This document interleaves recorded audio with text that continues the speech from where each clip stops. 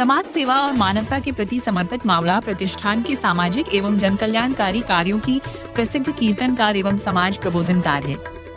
भाप निवृत्ति महाराज देशमुख इंदुरीकर महाराज ने खुलकर सराहना की। पेन तालुका के वाकड़ गांव में आयोजित उनके गजल कीर्तन कार्यक्रम में हजारों नागरिकों ने उत्साह पूर्वक भाग लिया और कार्यक्रम को अभूतपूर्व प्रतिसाद मिला। अपने प्रबोधनात्मक कीर्तन के माध्यम से इंदुरीकर महाराज ने वर्तमान समाज की चुनौतियों और वास्तविकताओं पर प्रभावशाली विचार व्यक्त किए।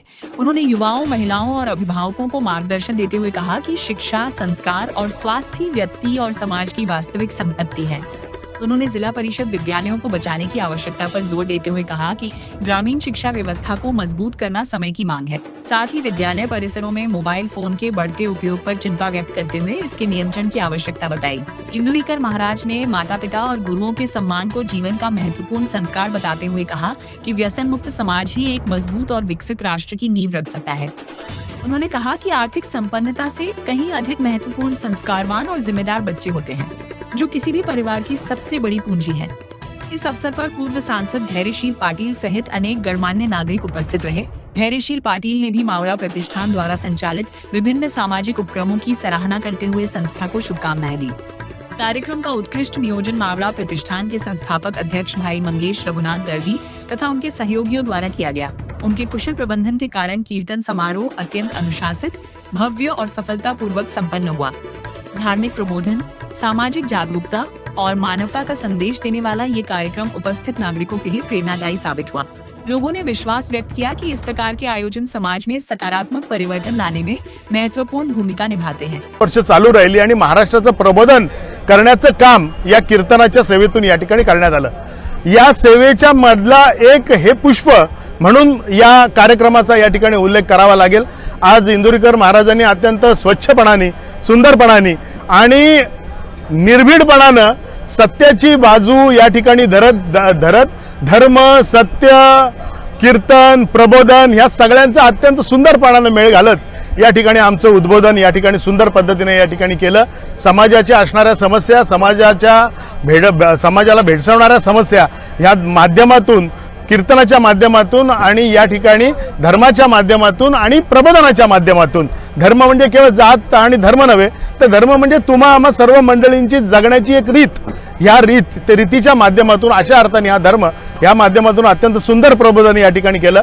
हे प्रबोधन ज्यांच्या कष्टातून साकारलं ते मावळा प्रतिष्ठानच्या सर्व मंडळींना आणि हरिभक्त परायण आमचे लांबे महाराज या सर्व मंडळींचे आणि विशेषतः हे सर्व हा संकुल आम्हाला ज्यांनी उपलब्ध करून दिला त्या वाकुळकरांचा आणि पूर्व भागातल्या सर्व मंडळींचं या ठिकाणी मी मनापासून या ठिकाणी आभार मानतो। कारण चांगले विचार ऐकायला मिळणं हे आता फार दुर्लभ झालंय आणि जे दुर्लभ झालंय तेच नेमकं तुम्ही या ठिकाणी दिलं, त्याबद्दल पुन्हा एकदा सर्वांचे या ठिकाणी आभार। आता समाजातलं जे वर्तन आहे आणि त्या वर्तनातून जे अपेक्षित परिवर्तन आहे, परिवर्तनावर त्यांनी देखील प्रबोधन केलेलं आहे। कसं बघताय या प्रबोधनाकडे? नाही, मी तेच सांगितलं ना की कीर्तन हे जे प्रबोधनाचं आणि परिवर्तनाचं जे माध्यम कित्येक वर्ष या महाराष्ट्राच्या भूमीला या ठिकाणी जे लाभलेलं आहे त्यातलं एक सुंदर पुष्प म्हणून या कार्यक्रमाचा या ठिकाणी उल्लेख करण्यात येईल। अत्यंत चांगल्या पद्धतीने केलेलं प्रबोधन हे निश्चितपणाने आम्हा सर्व मंडळींना, आपल्या सर्व मंडळींना या ठिकाणी उद्बोधक या ठिकाणी ठरेल। आता काय सांगाल, मावळा प्रतिष्ठान जे आहे ते पूर्णतः पेन सुधागड पुरतं मर्यादित न राहता संपूर्ण रायगड आणि महाराष्ट्राला एक प्रेरणादायी ठरतंय। दिवसेंदिवस भरभराट आहे या प्रतिष्ठानच्या कार्याची, कौतुक देखील सर्वत्र होतं। इंदुरीकर महाराजांनी स्वतः आपल्या कीर्तनामध्ये कौतुक केलंय। कसा प्रवास आहे हा एकूणच? खरं म्हणजे ही एक सगळ्या तरुणांनी मिळून काढलेलं हे प्रतिष्ठान, खरं म्हणजे हे मंगेश दळवी या नावाने प्रतिष्ठान काढलं होतं, पण मी त्या नावाला विरोध केला। मी त्यांना सांगितलं की आपण सगळे ज्या भूमिकेने पक्के आहोत ती भूमिका आपली आहे मावळ्याची। आपण राजासाठी लढायचं असतं आणि भूमिका कधी बदलायची नसते। त्याच्यामुळं आपण सगळ्यांनी मिळून जे एक रूपाने काम करू ते म्हणजे मावळा, आणि त्यातून जन्माला आलेले मावळा प्रतिष्ठान। आणि मावळा प्रतिष्ठान जी काही मुलं आता काम करतायत त्याच्यामध्ये मी खरं अभिमानाने सांगतो सगळी शिक्षित, व्यावसायिक, इंजिनियर, वकील, शिक्षक आणि बरीचशी उद्योजक मुलं आहेत। अशी मुलं काम करतात ज्यांचा विचार पक्का आहे आणि मग आपण काहीतरी देणं आहोत, समाजाला काहीतरी दिलं पाहिजे ह्या हेतूने ही सेवा चालू झाली। ती चालू होताना आरोग्य सेवेपासून झाली। आज आपण मोफत ॲम्ब्युलन्स सेवा देतोय जी की 24 तास उपलब्ध आहे आणि ह्या सेवेतून हळूहळू लोकांचा विश्वास वाढत गेला. आज 3.5 वर्ष झाली प्रतिष्ठानला. लोक मनसोक्त या प्रतिष्ठानला 500, 1000 सर्वसामान्य माणूस मदत करतो रोज. आज एखादी गोष्ट 6 महिन्यासाठी 8 महिन्यासाठी होते, पण 3.5 वर्ष सातत्यानं लोक मदत करतात, कारण केलेल्या कामावरती विश्वास आहे. आणि ज्या गोष्टी आपल्याला कळतात, खटकतात की इथं झालं पाहिजे आणि ते कधी होईल याची वाट न बघता जे जमेल ते करायचं आहे. आणि या सगळ्याला आमच्यासोबत एवढी मोठी व्यक्ती असते, त्याच्यामुळं कुठलीही गोष्ट करायची डेअरिंग आमच्यामध्ये येते. आणि ती डेअरिंग करायची, चांगल्या गोष्टीसाठी डेअरिंग करायची.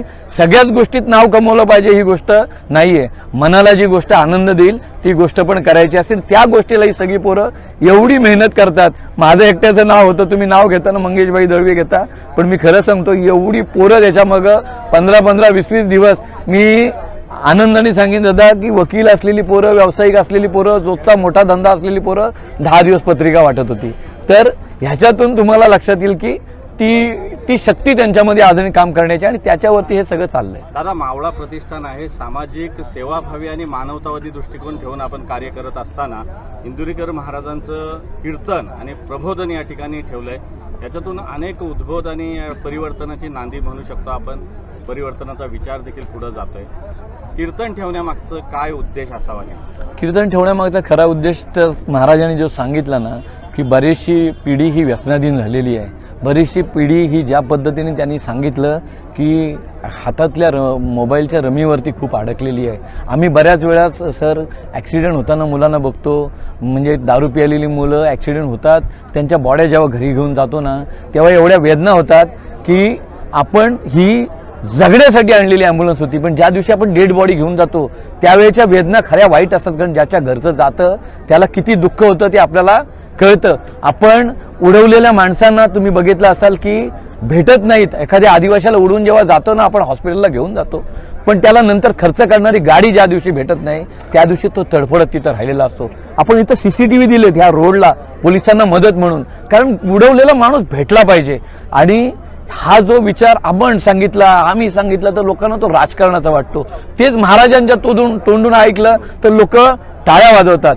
परिवर्तन झालं पाहिजे, लोकांच्या मध्ये बदल खऱ्या अर्थाने घडला पाहिजे आणि तरुणांमध्ये बदल घडला पाहिजे. आम्ही बोललो लाख म्हणजे सांगेन की आम्ही निर्व्यसनी आहोत, पण बहुतेकांनी त्यामध्ये गेलं पाहिजे. कारण पिढी बर्बाद झाली, घर बर्बाद होतं, आईवडील दुःखी होतात, आणि कमवता पोरगा जेव्हा अशा पद्धतीने वाया जातो तेव्हा वेदनादायी होतं. आपल्या बरोबर राहणारी माणसं ही जीवापासून आपली आहेत, आणि त्यांना जर का मनापासून आपलं म्हणायचं असेल तर सुधारण्याची पद्धत ही आपण सुरुवात करू, अशा भावनेने आपण महाराजांना आणलं होतं. आणि आज टाळ्यांवरनं तुम्हाला कळलं असेल की त्यांनी ह्यातली 10% लोक जरी चांगलं घेऊन गेली तरी आपण केलेला कार्यक्रम सफळ झाला, असं त्याचा अर्थ आहे.